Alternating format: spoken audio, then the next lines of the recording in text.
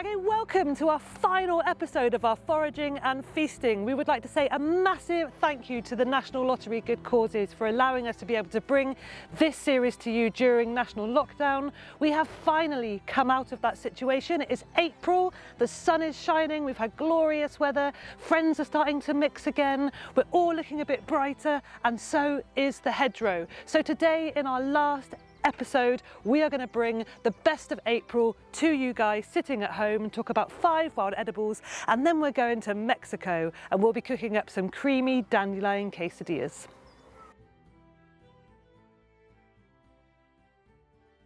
So here we are then with the first wonderful wild edible of April, and we're by the beautiful edges of Milbrook Lake. And there we are, we've got some rock samphire. Now when people think of samphire, they normally think of the succulent thing that you find in the fish markets at Waitrose, but this is the coastal version, Cornish rock samphire. So it's not a succulent, and you can't eat it particularly raw like you can the marsh samphire. This is a vegetable that we need to cook.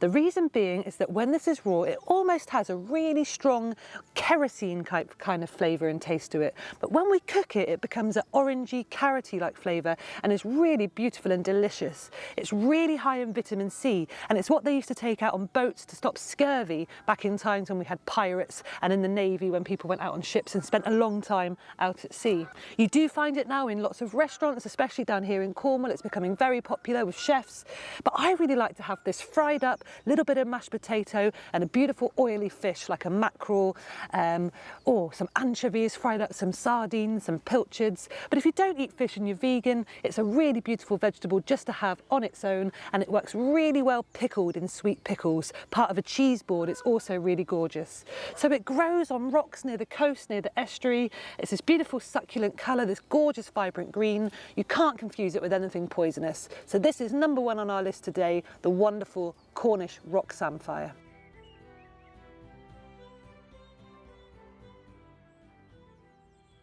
So the second plant on our list today then is in a family affectionately named the Goosefoot family. Now it's called the Goosefoot family, if I pull one out here, because the shape of the leaf looks like the foot of a goose. And you might have seen when we were doing the introduction behind me round the lake, there were wonderful lots of geese flying all around. So it's quite nice that we have a plant also called Goosefoot growing by it, where the birds also like to feed and swim. Now there's lots of different members of this family. Some grow more inland and are known as fat hen or good King Henry, and this particular one is orak. Now orak is a very, very salty goosefoot, and it was eaten like a spinach way before we had imported spinaches that came over from Asia. This has been eaten by our ancestors for so many years. It's really nice to start putting it back into our diet. When we look really closely at the leaf, we can see that it's got almost these little tiny salt crystals all over the outside of the leaf itself, and these little tiny molecules help to repel water away from the leaf.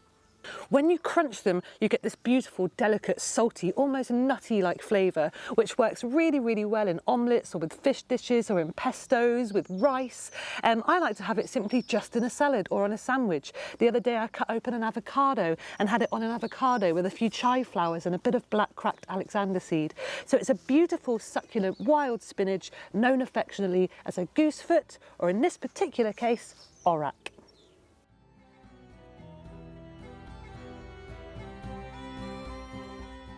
So here we are then with number 3 on our list today, and as we're filming this plant, it's actually at the end of April 2001.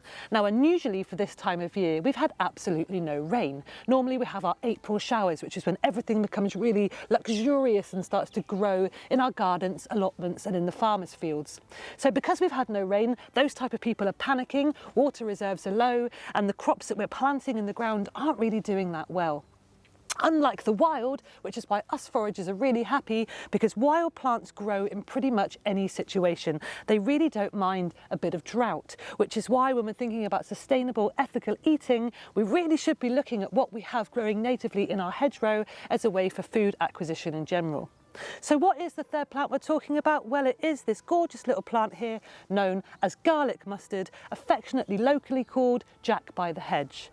Now garlic mustard does exactly what it says on the tin. It is a very garlicky, mustardy like herb, and when you rub it between your fingers you have that very distinct mustardy smell. Now the flowers are also a garlicky mustardy flavour, and then they get these elongated seed pods that come out of the top of the flowers which look a little bit like crazy alien antennae, and when they get bigger you can crush those in a pestle and mortar and have a very beautiful spiced mustard seed. The leaves we put in salads, we put in curries and soups and stews. I really like to have it as on toast with a little bit of honey. Because these leaves are slightly bitter, a little bit of honey just brings out a really gorgeous sweet flavour, and you get that beautiful sort of smoky almost mustard flavour on the back of the palate. So horseshoe, heart-shaped leaf, beautiful white flowers, little alien antennae, and very, very thick, smooth stem. And this is garlic mustard.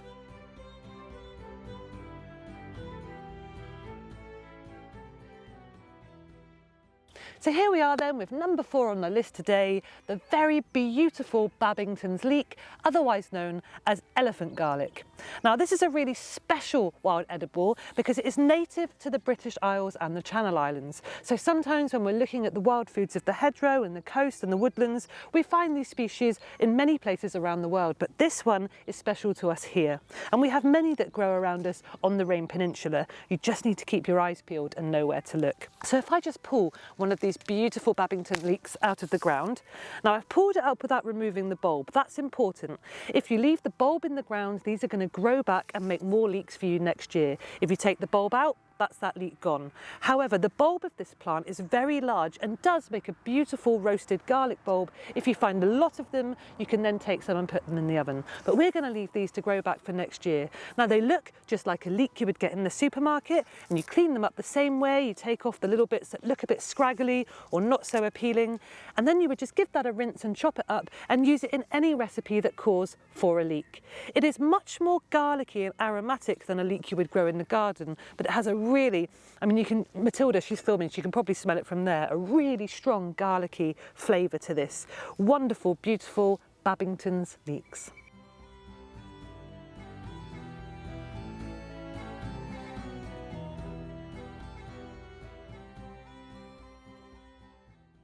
So it brings me great joy then for the final wild edible of our series to be one of the most common that you will all know, that grows all over the country, in fact all over the world, is the common dandelion. Now dandelion is also known as don de leon, dont like a tooth, D-E-N-T, de leon the lion, tooth of the lion. And not only does the flower look like a lion's mane, but when we have a look at the leaves, they do look like the jagged teeth of a lion. Now dandelion leaves kind of come in 2 different shapes. This one is the jagged dandelion tooth, and this one has got a much more rounded lobe on the top of its leaf. Now that's interesting to remember because dandelion leaves do have a very bitter taste, which is what puts a lot of people off from eating these as a salad leaf. But the bitter part of a dandelion is located in the centre part of its stem down here.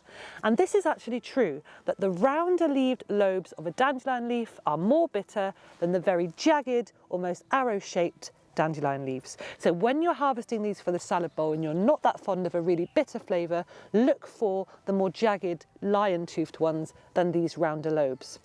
Now, if you like rocket and you buy rocket from the supermarket, which is covered in those plastic bags, when you open that at home and that little farty like gas escapes from the top and you eat half of the salad bag, you put the rest in the fridge, it all goes horrible and you end up putting it in the bin, you no longer have to do that because I am sure you have a lawn full of dandelions at home. And if you don't, then you should, because if you have dandelions in your lawn, it will also help the rest of the garden. It will help everything else grow better because dandelion roots actually really help with drainage and they provide nutrients for everything else in the garden.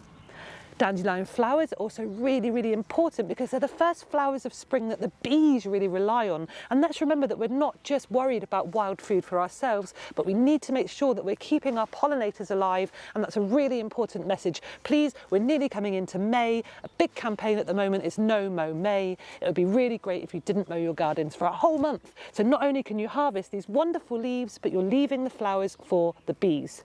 Now these leaves have got everything you need for a super healthy system. They've got vitamin A, vitamin B, vitamin K, they've got zinc, they've got potassium. They are essentially a superfood, and we are going to be cooking with these leaves today in our creamy Mexican quesadillas. Please don't harvest too many of the blossoms because obviously the bees really need them, but 1 or 2 won't hurt to pull the blossoms out, and you can run those petals directly through the salad. They go really nicely on the top of cakes for cake decorations. You can put them into little wild jellies. And a very old countryside recipe is you can make a dandelion wine. And there are lots of recipes for that you can find online. But I tend to leave the flowers alone for the pollinators, and we're really concentrating on eating and harvesting the leaves. So that's our final wild edible. We're now going to set up a kitchen and we're going to cook for you the Mexican dish of our dandelion, creamy dandelion quesadillas.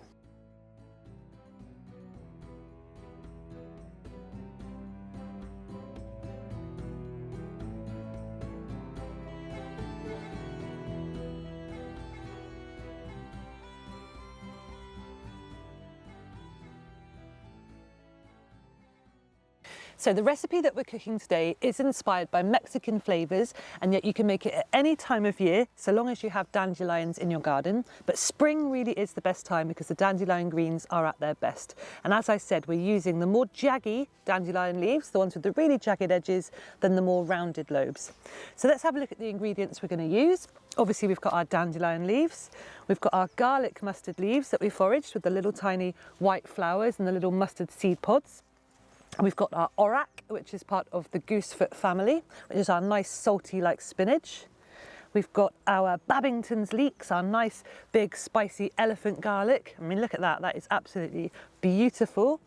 And we've got our Cornish rock Sandfire that we picked at the very start round by the estuary wall. So ingredients from the shop, I've got a few tomatoes, I've got some limes, I've got some cheese, some oil, some honey and some salt. And that is it. So what are we going to do? We're going to put the pan on to get it nice and hot, and we're going to start by using our Babington's leek in place of an onion, because these are very much like an allium, and because they're a bit spicy like garlic, we don't need to use either of those ingredients in the shop. So I'm going to cut the rooty bit off the end. Just clean it up a bit like you would a leek that you buy from the shop. Make sure it's got no scraggly bits. Give that a chop there. Make sure there's no mud inside the actual stem and no slugs and little creepy crawlies that you don't really want in your dish. So we're going to give that first of all a little rough chop.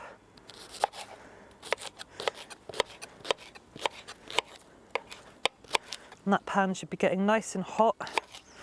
So we get a bit of oil in there. This is olive oil. You can use any oil that you have. You could use sunflower oil, you could use coconut oil. Start to put those in for a sizzle.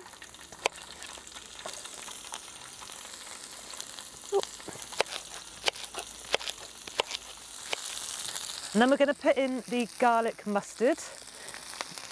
And that's going to give us a nice, almost smoky flavour in with the garlicky leeks.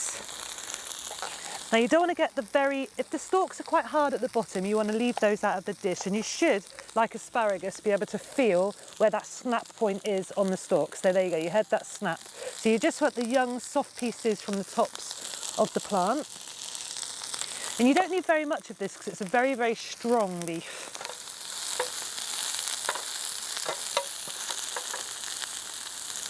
Now into that we're going to put a big handful of our dandelion greens. Now dandelion greens, like spinach, will soon wilt down into very small amounts, so don't be shy of how many you put into the pan. And I'm just going to rip them in my hands and put them in like that.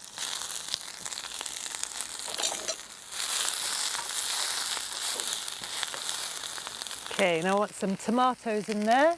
I've got some nice different coloured tomatoes to make it look really attractive in the pan. I'm going to start off with the green.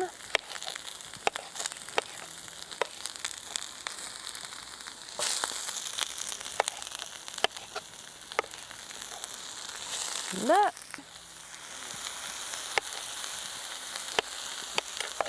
Right, now it's starting to brown, so what I want to put in now is a good dollop of cream cheese. Now this is a vegan cream cheese, you can use any. This is just one that I had in the fridge. Nice big dollop. That will soon start to melt, so keep it moving in the pan.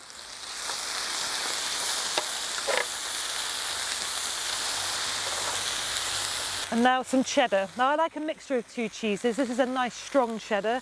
So just chop little bits straight into the pan. It will just melt as it hits the heat and go over all those nice garlicky, bitter greens. When you have bitter greens, if you add fat or sugar or honey or agave syrup or meat, any of those things will help to sweeten bitter flavours. Bitters are really good for you, so we should definitely have them in your diet. But this just takes the edge off and makes them really umptuous and kind of sexy. Okay. Oh, that's looking really nice. I guess I could have added some salt, but actually I've just remembered that I've got my aurak. And if you remember me saying, this is a really salty member of the goosefoot family. So rather than add salt, actually, I'm just going to put in a good handful of these aurak leaves. There you go.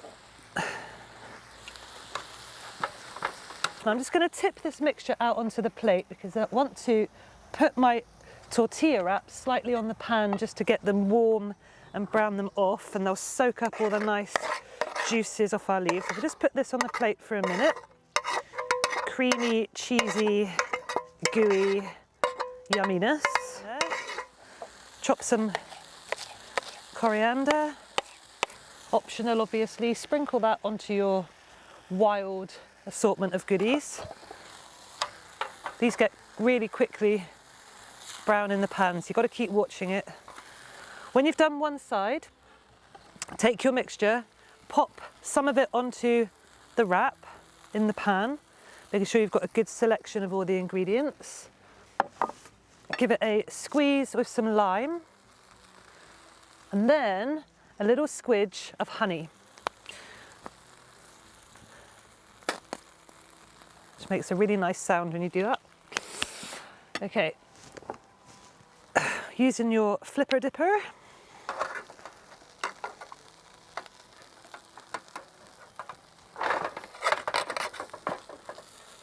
take it over. This is our lovely, creamy quesadilla. Let's pop that there. Ooh, I'm losing a leak. Slide that off. And that is definitely what I want to be eating in my allotment after a good day of gardening as my lunch. So that is our lovely, creamy, wild, garlicky Mexican quesadilla.